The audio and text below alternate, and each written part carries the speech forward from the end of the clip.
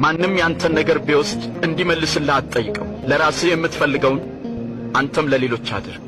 የሚወዷችሁን ሰዎች ብቻ ብትወዱ እንዴት ምስጋና ይኖራችኋል?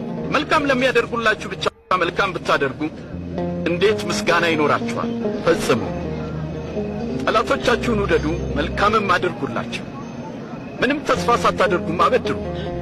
ያኔ ዋጋችሁ እጅግ ታላቅ ይሆናል። የልዑል እግዚአብሔር ልጆች ትሆናላችሁ። እንዳይፈረድባችሁ እናንተም አትፍረዱ። እንዳትኮነኑ እናንተም ማንንም አትኮንኑ።